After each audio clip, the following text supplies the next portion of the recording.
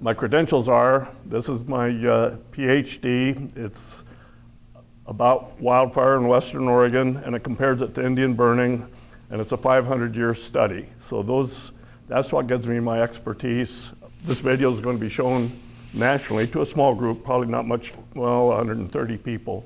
But it establishes what my background is and what we'll be talking about and why I have a certain amount of authority to discuss these matters. Okay. Here's my newest, that was my dissertation from 2003. This is my newest anthology. It's about a year old. It's about 30 or 40 articles and editorials that I wrote over the last 40 years. Here's the last time I gave a similar presentation to this. This is, I gave it down in California to the National Wildfire Institute. They've changed their name to the National Wildfire Alliance, and I edit their monthly newsletter. So we just finished up with May, and I'd like to get a copy to everybody here. We've got really good articles in it by actual experts, national experts. Okay, here's where we start. 1933, the Tillamook burn made international news. We had movie cameras, we had airplanes, we had a 300,000 acre fire. It was so unusual. They were showing these on movie clips. This was just something that nobody expected. We had histories of these types of fires in the 1860s, but we didn't have airplanes, we didn't have videos, and it shows how unusual a 300,000 acre fire was at that time, 1933. From 33, we had a real bad drought. I've looked at the weather patterns for 500 years. Climate change has nothing to do with wildfire, everything to do with politics. But here's a graph from my previous presentation. You'll see a jagged line up there, and then it drops. The red line coming down the middle, spotted owls. This is the Elliott State Forest. It's trust land. They're supposed to be logging specifically for the advantage of Oregon school kids. That was the law going back to 1859. Now they're doing carbon sequestration for some elites that invest in carbon credits, and they're not using any money for the schools, and this has cost 400 local jobs. So you can see what happens, the red line, the little dots up there say, oh, here's what was when litigation was filed, here's when a regulation was followed, here's where. So each one of those is a downward tread to zero. And we've been spending hundreds of millions of dollars of taxpayer dollars to produce this result because of regulation. And what it should be producing is 400 jobs like it did for decades, and tens of millions of dollars for our schools like it did for decades, okay? Now, how many people remember the early 90s in East Lane County? Couple, yep. We had blockades. What happened? Warner Creek burnt in 1991. And we had, we called them hippies. They were earth firsters, and they were kids from the law school at University of Oregon. So it was the beginnings of Oregon Wild and the beginning of litigation. The very first and most credible litigation on spotted owls and old growth came right out of the University of Oregon, and this was the focal point right here. They set up Cascadia, they blocked the road for about 11 months. They made national news, they set a precedent. This is the first major anti-logging protest. The local folks, the supervisors and the rangers wanted to tear it down, but the Clinton administration, we had the Clinton plan going on at that time, 93, 94, they supported it. What they were guarding was a 10,000 acre fire, the Warner Creek fire. All the trees were dead. One of their slogans was, not one black stick. They didn't want a single one salvaged. After the fire burnt maybe October or something, in January, new regulations came in, and this became spotted owl habitat. So then the argument was that they couldn't log it because it was spotted owl habitat, even though there were no spotted owls in there. That goes back to the 1973 Endangered Species Act, the Equal Access to Justice Act in 1980. That said you could file suit and stop logging. And so this had a repercussion that we're dealing with today. We still can't salvage a log. We had, I can't remember exactly, maybe 180 million feet for sale, and then it went down to 30 million, and then it went down to 700,000, and people kept protesting it. So the local rangers wanted to do the logging. The logger wanted to make money. So Clinton Plan cut a deal with them, bought out the timber sale, and not a single stick was logged. So it was a big victory for the environmental movement.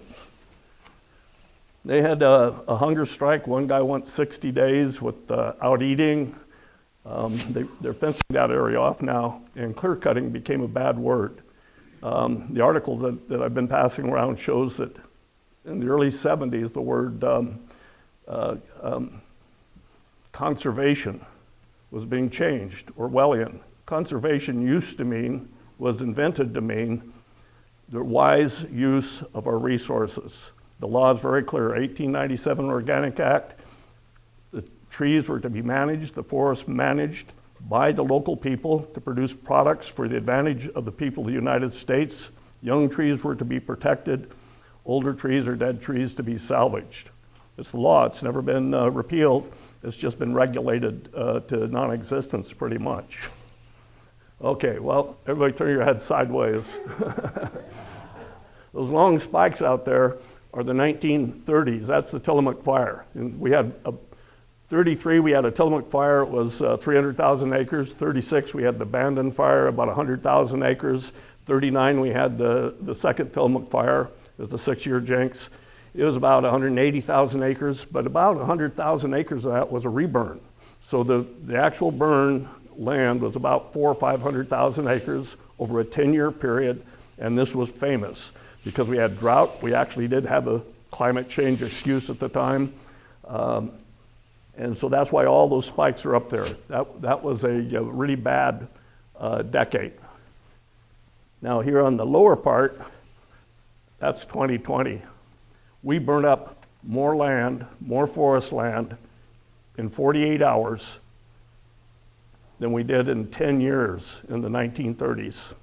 So the massive amount of fuel buildup, by myself and others were predicting that from the early 90s. If we listen to those kids, if we shut down the woods, we're going to have fuel buildups, we're going to have unemployment, we're going to have catastrophic wildfires. Our predictions came true. It was pretty easy to see. You didn't have to be a scientist. You could just be a logger or somebody that lived in the woods and know that if the fuel builds up, after a while it'll burn. And so that was predictable. Those predictions came true. And the result was that they changed course and they said, this is global warming. Our models are correct and their models are science and we've got consensus. So it's all very clearly politics. When you talk about consensus science, you're talking about politics. Science is a game of challenges and skepticism. It's not a game of voting, that's politics. So political actions, beginning with the kids there that work for law schools, there are no foresters in there, there's no loggers in there. They set the table, they set the law. So in the last 5 years, this is the major fires in East Lane County. This is District 5. This is all the smoke we've been breathing.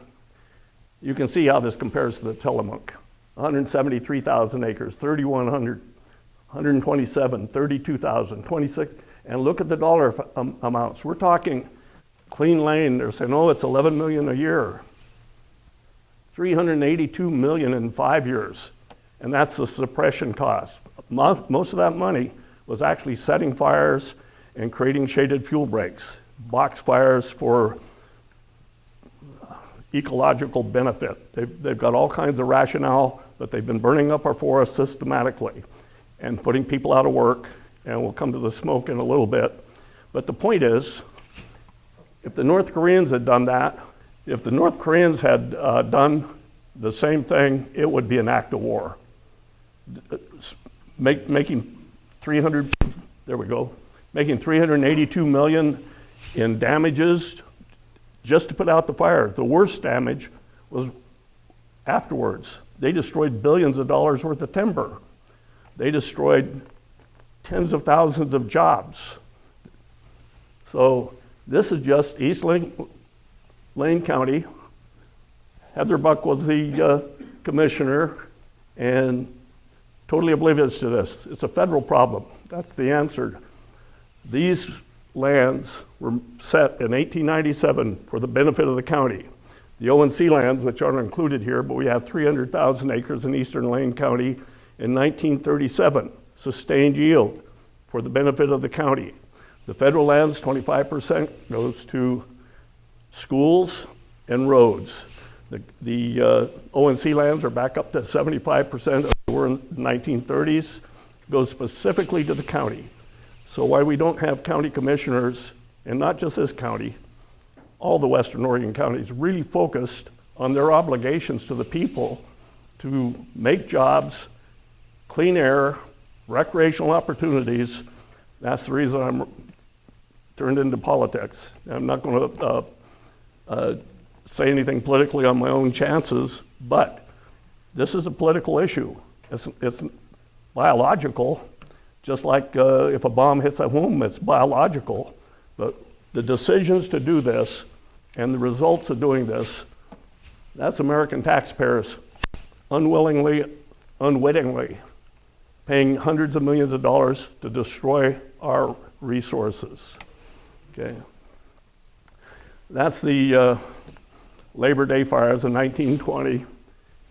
Print's too small, but it lists the amount of people killed, the amount of structures destroyed, the acreage, and all that happened, we can all remember it, in the space of basically 48 hours, but it went on for a few weeks. But most of the acreage, close to 1 million acres, 48 hours.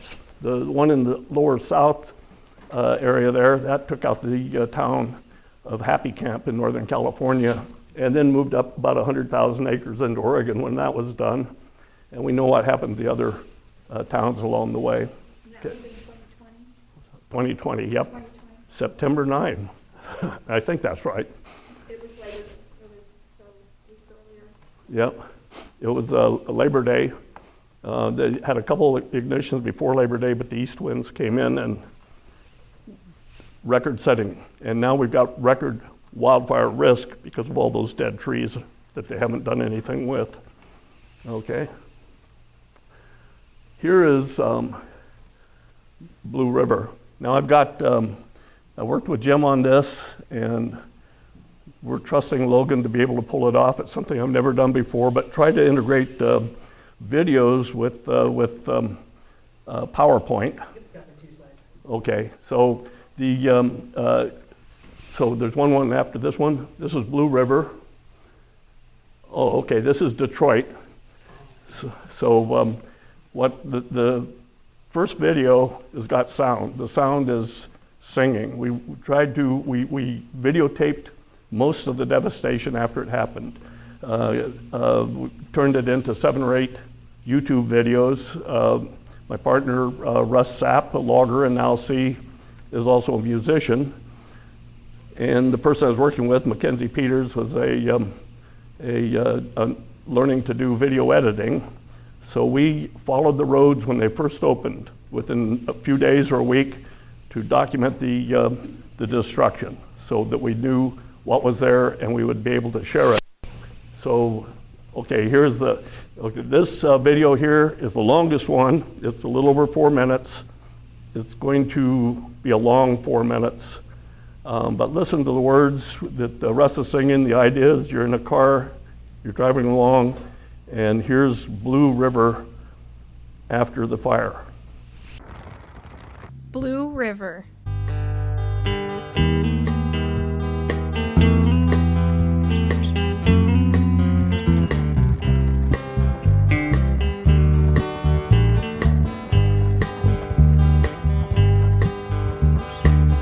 Watch the pine trees grow,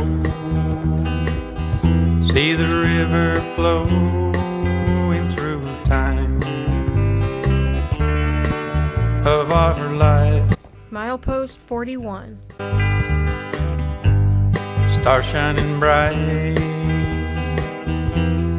Let's live it right, enjoy every night. Then we'll turn out the light. Blue River Drive. And you won't have to be afraid of the night. I'll be there to comfort you and hold you tight. Wake you in, Mackenzie Street. assure you it's alright, so you won't be afraid of the night.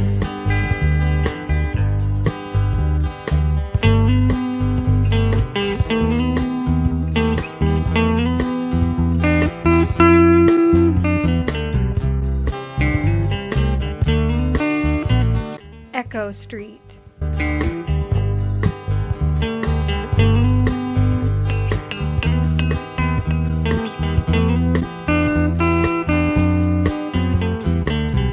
Blue River.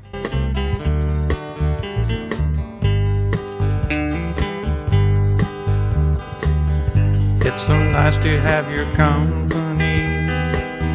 Walk, talk, or do all three, it feels right. Day or night,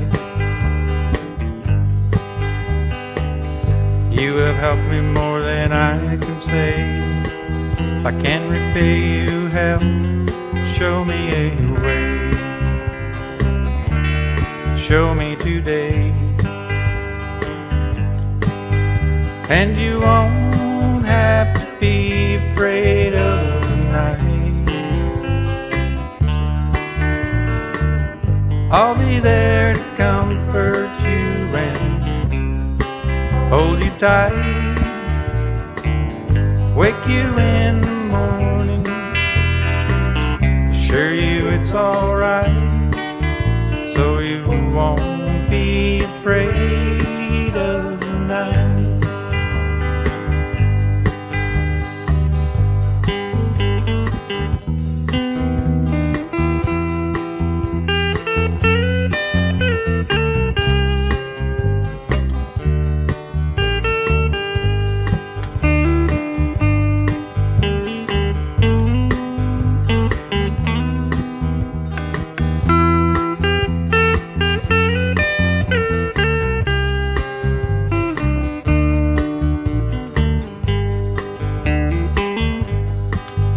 And you won't have to be afraid of the night.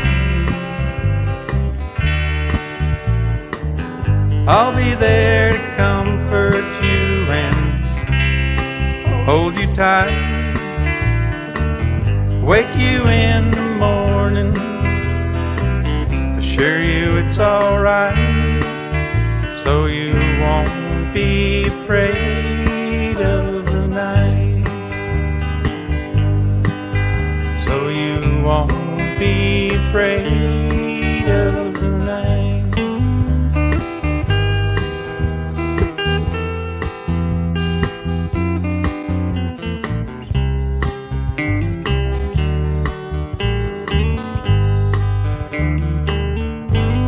Mackenzie Schools. So that was Blue River, right after the fire went through. We put together 4 tapes for the Mackenzie River Valley, and they've all got Russ's music, except when I'm lecturing with the map and Kinsey's editing. There we go. Okay, so 2 years afterwards, Melanie Stanley. How many people here know Melanie? You know, a few of you. She's been around for a long time. Her family's been around. And so after 2 years, out of 464 homes destroyed, only 40 had been rebuilt.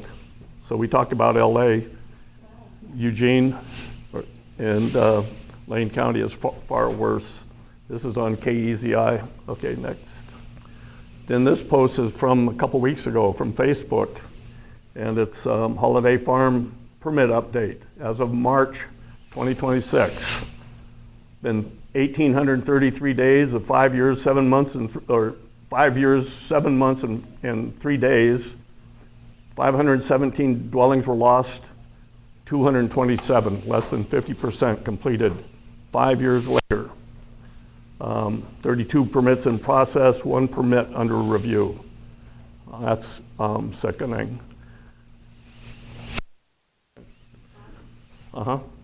Yep.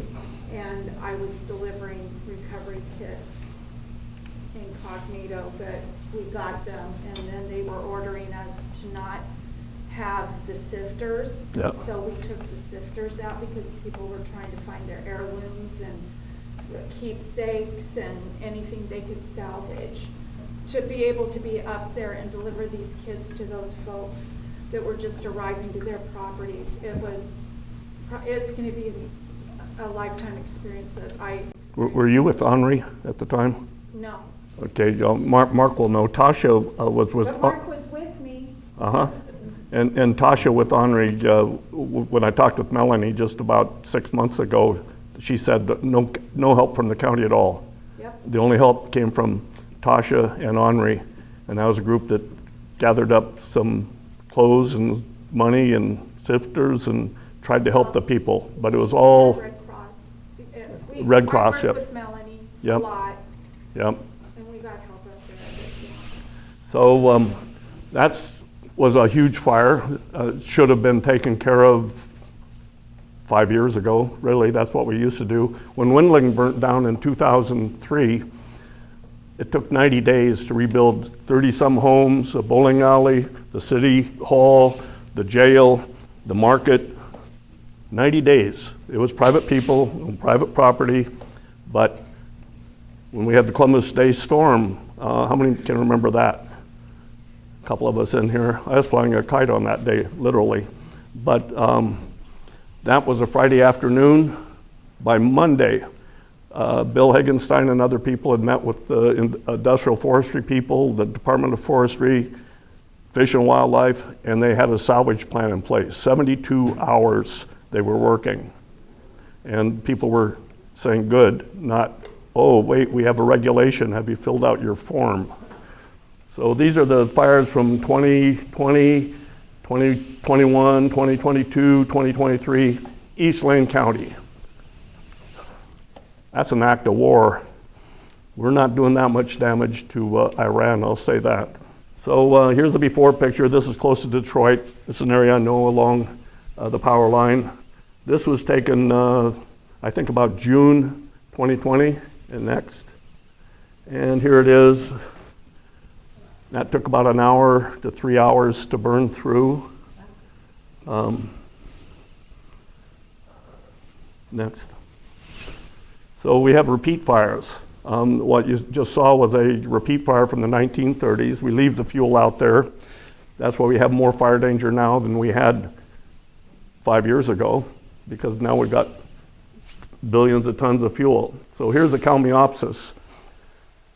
I did a study when it was the 87 Silver Complex, and then it burned again, Chetco Bar Fire, the Biscuit Fire first.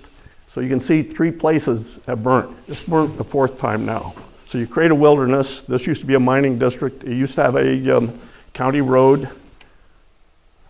Now it's a pile of flammable brush, inaccessible, and they expect people to go in there and volunteer your time to keep the trail open because everybody wants to go walk through flammable brush. It's sickening, really. This should be a national park. This is a mining district, it's a historic district. We got history going back to the 1850s. It used to have a large wildlife population. It's flammable brush. Next. So here's the equivalent for East Lane County. This is the Cedar Creek Fire, 2022. And you see the bright red in there. We're going to look at that in a couple more videos. They won't have music or sound. That was a 2-acre fire. And they set rappellers down from a helicopter, 5 o'clock in the afternoon, 2 acres, and the guys go, oh, wait, it's way too dangerous. We don't need smoke jumpers. We'll let the next shift come in. So it's too dangerous for them to do anything, but the next shift, and we don't work nights anymore. We used to work nights. So, okay, so next shift comes in the morning. It's about 5 acres. Then by the end of the day, the next shift is able to make it up to about 100 acres. And then in 3 or 4 days, the word was, and this is borne out by the history, but it's not documented, that they wanted to get the fire up into the wilderness area, because once it was in a wilderness area, everybody would be collecting overtime. So within about 4 or 7 days, and I've got it in one of my articles, the fire was up to about 4,000 acres. We had 600 people on the fire, and they were bragging about sending ping pong balls with fire to create beneficial fire to somehow keep this fire contained. So we had 600 people on taxpayer dollars setting fire to our woods and getting paid overtime to do it. So it was maybe up to 4,000 acres. They did that for a month. The fire started in August 1st. September 1st, an east wind came up. It turned out to be 127,000 acres, $132 million. We need money in this county. That $132 million went to Alaska, Mexico, New Zealand, North Carolina. They brought in a lot of crews to do a lot of work, and taxpayers gave them a lot of money, and then they left. And then after they left, we had a couple $2 billion worth of damage. We could have salvaged it, but way back in the early 90s, they set not one black stick. So here's the Charlton, the bright red area up in the upper right there was the Charlton fire. It reburned. It burned in 1996, right when the protests ended. It burned in 96. It was a newly created roadless area. It was made to protect the old growth. That's what they still say. And you can see that there's a lot of fuel. This is a wetland. In this area, the water table's real high, so the soil kind of undulates, and everywhere there's a low spot. That's why we've got so many cascade lakes. So there's a high water table there, and it doesn't grow trees. It's too wet. But you can see Tim Bailey, I think the other guy's head of the Forest Service, or Associated Oregon Loggers, wrecked storm. And you can see the fuel in the background, how much they left behind. Nothing was salvaged because it was a roadless area. So it was a regulation, you couldn't salvage it. Okay, next. So here's the wetland after the 2020 fire, after the reburn. This is 3 years after the fire. If you look at the soil there, that had big trees in it before. You can see some of the stobs and what's left behind. Up above, that was 2015. The road, you can see all the logs decked along the side. It could have been salvaged, could have been made into firewood, but it was a roadless area, except there's one road. That road's been there since the 1880s. And then the lower one is after the fire. So the decks have burned up clean. The far hillside there is an old Indian bear grass prairie. So it's what we call a natural fuel break now. Natural fuel breaks are areas that people used to keep open, but now we don't want people there because we're pathogens. Now it's a wilderness or a roadless, and man's a visitor who does not remain for the first time in 10,000 years. Okay, next. So here's the Forest Service photo. There's the north end of Waldo Lake. That's Charlton Peak, I think. And a couple of the lakes I was just talking about. The whole area is devastated. Here's a video I took somewhere around October 11. And where's this at? This is East Lane County. Charlton is called? Charlton. That's on. It's what? Yep.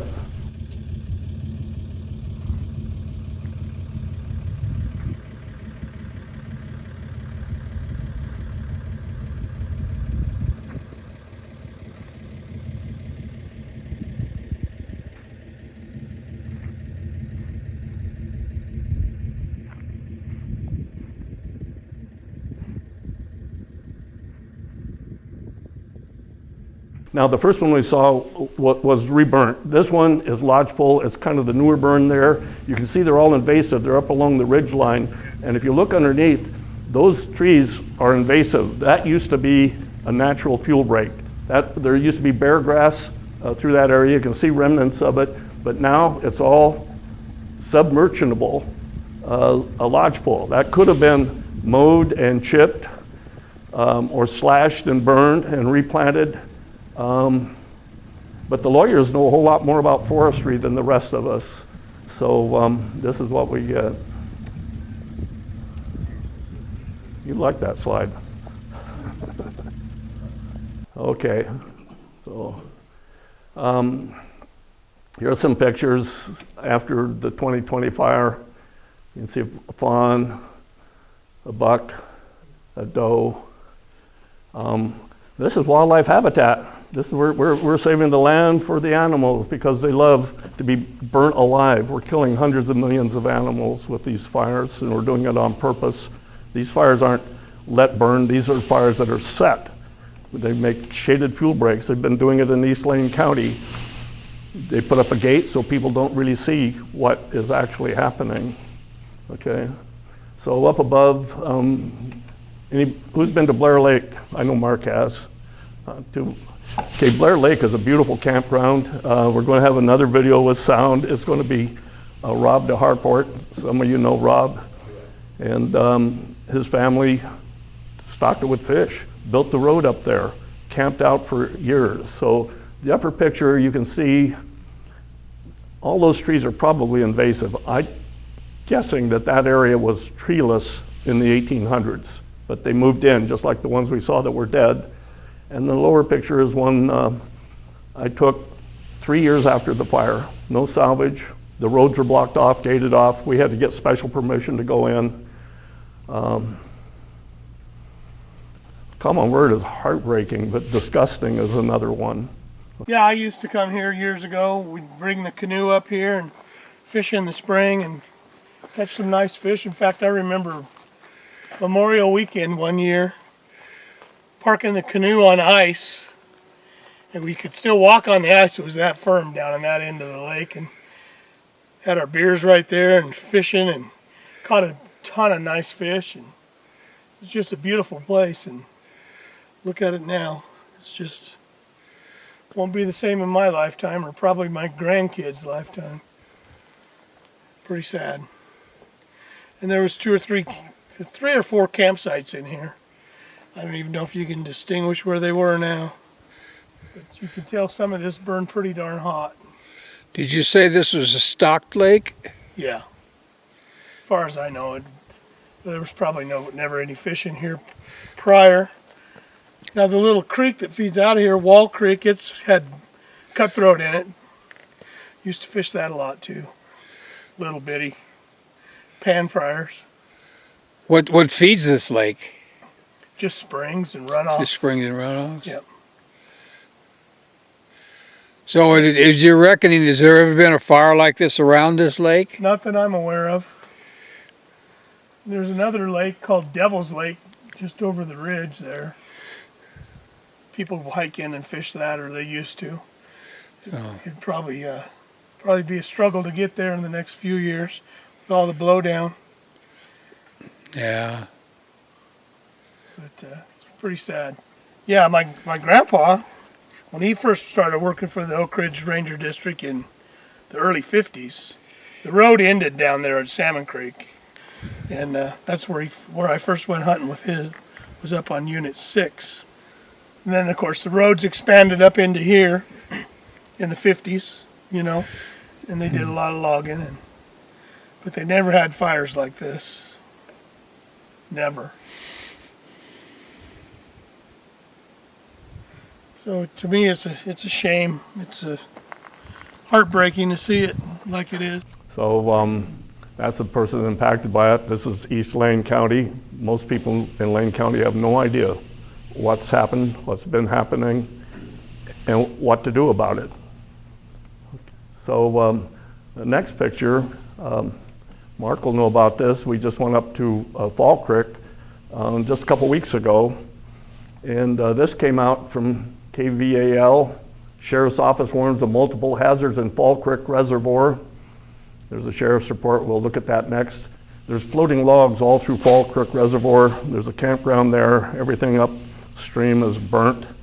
And the method of what they're doing after all these years, they're spending millions of taxpayer dollars making it worse. It doesn't make any sense. Next. So here's the sheriff's report, and they got it on Facebook, and you can see people are responding to it. So when we get this in the video, if people want to read that, but it's people responding to catching a lot of fish, watching out for the logs, warning other people about the danger of the floating logs have come down and not been treated or handled. Okay, next. And here's a picture that I took with Mark. There's a lot more like this. This is the creek. We're supposed to have shaded fuel breaks and streamside buffers. This is the Forest Service paying to have this done. Mark thinks some of it was brought in by helicopter. I think that's probably right. You see fresh cuts on the logs there. This trash pile goes on for another 50 to 100 yards. As soon as we get any water, it's going to float down into the reservoir. What the hell are they doing? That's 3 years after the fire. We've spent millions of dollars to do that. That was created. That wasn't a result of the fire. That was a result of human action being paid. Okay, next. So looking at the air, we had a forum in Cresswell, and we were asked what to do about the air pollution problem. And our current county commissioner said she thought that those brave firefighters should be wearing masks when they're fighting fires. Lane County given an F for air quality. That's the Chronicle. Okay, next.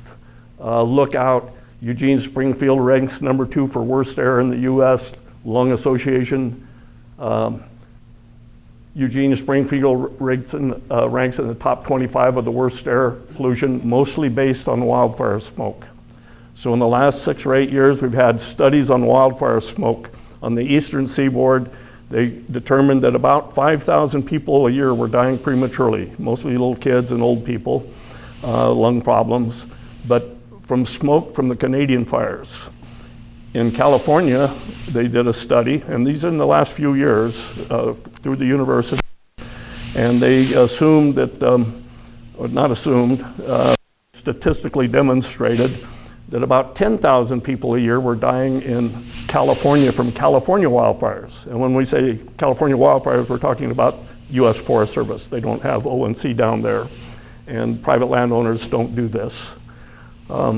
Then another study that came out about 2 or 3 years ago, in our last issue of the April NWA, National Wildfire Alliance newsletter, which I added, our topic was toxic smoke. And we've got top scientists, top lawyers, top foresters weighing in on the topic, how to get rid of it and how dangerous it is. So we've got a really serious problem. Part of the areas were lower Willamette Valley, so it's kind of like a bowl that collects pollution. But the big problem is wildfires from the east, and that wasn't a problem the first 40 years of my life. This is something that we invented, created, and we can see the start of it, 91, 90, and it's got worse. It's not going to get better until we do something with all those standing snags. They were green trees filled with water. You get a crown fire, they're air-dried firewood filled with pitch. So those snags are way more volatile, do way more damage. They burn 2,200 degrees, enough to melt metal. You can mow your lawn and have your roof and all that. It's a blast furnace. They're not safe. They're having us piddle around with government money saying, oh, I've got a fuel-free barrier for 30 feet from my house. These waves of sparks and burning debris go routinely, half mile in sheets. The radiant heat doesn't even need a flame, will melt metal. And we looked at some of those pictures from Blue River. That'd be an example. Whoop, we moved. Okay, here, this is too small to read, so you'll have to read my article if you want to get the details. But the red letters in the left and right column are extremely hazardous smoke levels for the people of Oak Ridge and West Fir. At this time, as this was happening, the wind shifted to the north, And it was still so bad when it hit Seattle. Seattle became the most polluted city in the world from smoke from this fire. People in West Fir and Oak Ridge were just living in a toxic environment. And those are the stats. Those are kept by the rapper or somebody. And they're unprecedented, really. Yep. There's a lot of stories on the Cedar Creek Fire. What local people had were reading books in trucks and getting an enormous amount of money. People were having to meet in locations for no reason and then get dispersed. They couldn't work nights. It was everything they could do to have the fire with beneficial results. But you should look into National Wildfire Alliance. It's a lot of really experienced guys that are really concerned about these problems. I worked in the woods for 20-some years. I fought a wildfire one day. It was a slop over that somebody else didn't do a good job on a prescribed fire. We burnt 20,000 acres over a 10-year period. We didn't have a single acre of slop over. It's what they're doing now is, as I keep saying, it should be criminal. It's just bizarre that it's allowed to keep going on. East Lane County, for God's sakes, it's 400,000 acres. It's more than that. But the Yacolt Burn in 1902, my 38 people died. It was up on the Lewis River where my family lived. And so my grandfather was like 2 years old or something, and the family gathered on one side of Speelyai Prairie. It's a coyote prairie that the Indians made. There's records going back to 1850s. They went there for safety, and at the same time, the wild animals, bear and deer, came in on the other side, and by morning they'd left, but it made a huge impression on the kids. Here's all these wild animals coming to the same place, afraid of the fire, not attacking each other, staying away from the people. The people are on one side of the prairie, wild animals on the other. So it's, these things are, they're Fire crews do they have here? I think they got rid of all of them. They should have, it all used to be local people. That's why we didn't have wildfires. But yeah, they have an inmate cruise in California. Yeah, they went from logging into about 93 or 94, they went into wildfires. That's the way that contractors make money now. And the NGOs, it's a money laundering system. This is the Lane 1 fire. And what you're going to see is green trees and dead trees, and they're in strips. So it's 30,000 acres. Jim and I went out and videotaped it. And you can see a lot of areas where they started the fire and it just went down the hill, human caused, and didn't do anything. The parts of the fire that were really bad, we were told were bad, the road was in such poor shape, my car couldn't make it. So we didn't get into the really bad areas, but like the area you just saw was typical. Strips of dead trees, 100% kill, not spot, and strips of living trees. And it looks, at least in quite a few spots, that those strips of dead trees were set on purpose, trying to make the fire larger, but the green trees stopped them. But why we're not salvaging that, I know why technically, but it's idiotic. Okay, so Shady Beach Fire was 87. That was the last one that was salvaged on the Willamette. It was planted. They had a lot of the environmental regulations, but they did a pretty good job. There it is last fall. Those kids with the fort and that were fighting for Warner Creek, there it is after 2020. It reburnt. So the reburns, when you leave the fuel out there, that's what you get. That's what they protected. That's what we have spent. We can measure it in the billions of dollars and nationally trillions of dollars. That's just been totally blown into creating giant fuel bombs. So here's August 29, they had the immigrant fire. We're all hearing about the immigrant fire. So they had a public hearing on it. And that day it burned another 3,000 or 5,000 acres or something. The Tumblebug fire was 9,000 acres in 2009, or 15,000 acres in 2009. And it was like, you know, it was habitat, so no salvage. Let some of the roads go in there and decommission them, spend millions of dollars making sure that nobody could salvage any of that material. So they couldn't go in there because it's too dangerous because of all this dead material. So they had to set fires around the outside, and it just happened by coincidence, and they did not point this out. just the separate maps. That's why you see it's kind of crude, because I put them together. The tumblebug had already burned.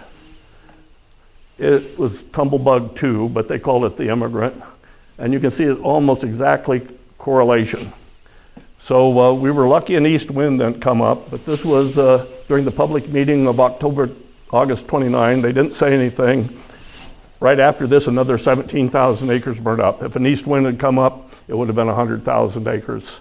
It's just idiotic with what we're doing, setting these fires, letting the fuel build up, paying people to set more fires, and then putting up gates and leaving. It doesn't make any sense. Okay, so we're going to the positive part. Reforestation planning, subbasin road and trail access. These roads and trails are cultural resources. Almost all the cat roads follow old Indian trails. These are how old people and kids can get into the environment. People, young adults, hiking trails and so on. They've all been blocked off. The idea that we can do recreation instead of logging. I think everybody's pretty well convinced by this time that you can't do it, but it was a big deal. When I had my recreation degree in the early 90s, I was going to go in and everybody's going to do recreation instead of logging. Site prep and weed control. These places are becoming inundated with weeds. We've got good information on that. The stream side buffers are weeds going up and down the streams, spreading them. The site prep, though, is what do we do with those snags? You can't leave them there, but they do. So they should be salvaged if they're merchantable, or slashed and burned, and the area replanted so we get rid of that fuel. But instead, they're increasing the fuel. Species planting and seeding patterns, they're not doing any of that. Seedling maintenance and replacement, and when I say they're not doing any of that, we used to do that for decades. That was a normal way of doing things. Planter fuel management, that's the flammable brush, the trees too close together, the crown fires, and so on. So let's plan to reforest the land. I know that guy right there, that's Mark. You can see this is old growth. And we were there 3 years after the fire. I had to get a special permit. That's my PhD comes in good for a few things. I get permits when I'm doing research. There's a lot of money there. And it really turned into a lot, because as soon as I printed this in a magazine, and we're talking weeks, all those trees got cut down. And then they got sold, and some of them had 2 and 3% defect. It was supposed to go 25% to the schools and roads. It went into the pocket of the person that was doing the multi-million-dollar contract to create fuel-free buffers, shaded fuel breaks, and they were bragging. They said, we've got it now where we can go out 200 feet, so they're not going up to the ridge line where the problem is. They're cutting out around the road 200 feet, and we're paying them millions of dollars to do it. And it's been going on for decades. So here's a picture I took in 15 years ago. That's Tim Bailey is a friend up in Oak Ridge. He's a forester there, retired for 30 years, I think, in Oak Ridge District. That's a medicine tree. That's a cultural artifact. It's a tree peeled by an Indian, probably Malala, probably about 1850 or before. So if you go, and this is 106 years later, that wasn't an old growth tree when it was peeled. It was second growth. But look at all those Douglas fir. Now, pine have real shallow roots. That's direct competition for soil, water, nutrients, sunlight. So you'll see a lot of the old growth will have big limbs on the bottom part. When these younger trees grow in, they shade off those limbs. The limbs is how they make food for themselves. So then they leave a top-heavy tree, and we've seen what happens there. They thin them too late. The wind blows, the tree breaks or uproots. This is something we were arguing about on Jim's Creek. Tim got a thing going saying, we're going to restore this to native habitat, which sounded good, and they signed off on it. And then they said, okay, but the native habitat, it has to have a buffer strip. And then we've got a plantation of pine in there, so we've got to hand girdle them. So they just started making up busy work for no reason that was the antithesis of restoration. But it was regulatory, and they had ologists that were getting paid to put those things out there to make sure that the loggers didn't make a real good profit. Okay. And they did nothing with those trees. There's another example there. It's Nana Lapham. I worked with her for several years. There's a sugar pine, Douglas fir, madrone, all in there. Those people say roadless areas and wilderness areas are to protect the old growth. That's idiots. It's like, they've been burning up, in the last 25 years, we had 9,000 acres of old growth by US Forest Service measure. 9,000 acres of old growth were logged in the last 25 years. 180,000 acres were lost to bugs and disease, 20 times more because they were in a roadless area, or we couldn't use an herbicide, or because you couldn't use a chainsaw. So 180,000 acres died. 700,000 acres crowned. And you can see how that happens. 700,000 acres of old growth lost because we're following regulations of people that saved the old growth.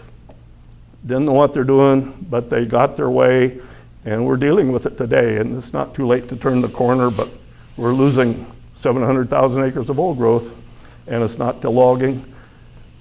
880,000, it's not to logging. I don't know what to say about this one. Okay, so on reforestation planning or trails or whatever, and this is winding down now, you can see a natural thing is a ridgeline. You can see some spot fires over there. This is in northern Douglas County. But fire, water, people follow ridgelines. So if we're going to restore an area, it makes sense to go to a ridgeline. But with regulation, they say, oh, it's an 80-acre maximum, and here's a property line. And so they just make these artificial compartments that cost a lot of money and fail pretty regularly. If they followed the topography, as people did for 10,000 years, it'd be a lot easier to control the fire. We could have prescribed fires. Reforestation would be basic, and we'd be able to get by without government creations of pods and so on. Okay, next. So plantations. I've personally planted more than 2 million trees. My crews did about 85,000 acres over a 20-some year period. And the last 5 or 10 years, I was fighting against a lot of the stuff they were doing. We were planting trees 10-foot or 12-foot or 8-foot centers in lines like these through old orchards, through beargrass prairies, through camas meadows, through natural fuel breaks, along riparian areas. Those areas were all open. They didn't have buffers on them. That's just something that regulators did. There's Russ Sapp. That was the guy that was singing earlier. And that's Dave Sullivan, and we're all partners work together with the ORWW. Okay, next. So here's what happens to a plantation during the Cedar Creek Fire. Anybody that knows forestry knows that about 2/3 of those stems should have been removed about 10 years ago. There'd be as much volume out there, but it'd be merchantable. Still merchantable, except, well, they don't actually go out and take down trees or try to sell them because greedy loggers or somebody would make a profit. That's the story. The technical word for that used to be shit work. It's like, what the hell are they doing? The plantation was put into place, too many seedlings, but that's all right. They should have been thinned, it wasn't thinned. It crowned out, predictably. It should have been salvaged, it wasn't salvaged. I'm sure we're paying money now to probably somebody's clearing it out 200 feet from the road and running it through a chipper or something. This is my old partner Wayne Giesy. We're up in Gordon Meadows probably about 15 years ago. What's important about this, well, you can see in the background there's a plantation. You can see scattered old growth. You can see willow along Black Creek, and you can see this camas prairie, beautiful camas prairie. Maybe it's 80 acres or something. Used to be maybe 120. There's an adjacent huckleberry field that follows the Ridgeline Trail that's mostly covered with trees now. And for maybe 90 years, this was sheep pasture. So they had a grazed sheep in there. Then they made that illegal. They took the sheep off, and we had the persistent vegetation. It came back up into camas, which is like, camas to the Indians is like potatoes to the Irish. It's a subsistence, but This is about 4,000 foot elevation. Probably Molalla people or Klamath people, major trading stock. Camas was, there's bear grass, which was traded for weaving. There was camas, which was traded as subsistence, main food. And so that's what we call a natural fuel break. It was created by people, maintained for hundreds of years. My thought is we should continue managing those areas, that we can market that material, but even if it costs money to salvage the dead trees and put them through a cogeneration facility and produce electricity, or to go out and thin out the camas meadows, or to maintain the old growth, it doesn't cost anything compared to what we're spending on wildfires. It's a fraction. So we can subsidize a cogeneration facility, we can subsidize prescribed burning, we can subsidize maintaining cultural landscapes for a lot cheaper. It keeps the air fresher, it puts people to work. People are legitimately earning money, and it's beautiful. It's open for recreation. Elk love it. Burning bears prefer it. So there's what a forest used to look like. That's it used to be from the 1890s until about 1940. The principal income from the Willamette National Forest was grazing. So then they took out the sheep because the cattle people, I don't know if you know about the sheep wars or anything, but 1890s, they were shooting sheep in eastern Oregon and shooting shepherds, burying the bodies. It was a big conflict. So the sheep grazers were first removed, then they added horse grazing, and then they made those off limits, and now they made people off limits. So supposedly that's going to create some kind of ecology or something. It's crazy. Okay, so that's the end of it. You've all heard me whine and complain about this. I've been doing it for 30 years without positive effects so far, but now is a very good time. With the new administration, we've got a national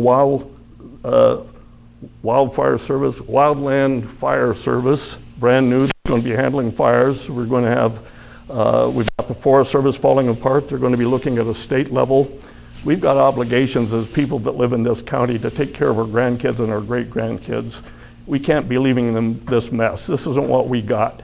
And we're just making it worse and worse, and we're blowing money to do it. So that's all I'm going to say. If there's any questions, I'll be happy to evade them.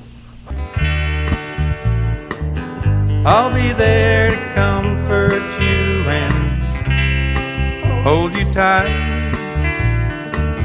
wake you in the morning, assure you it's alright, so you won't be afraid of the night,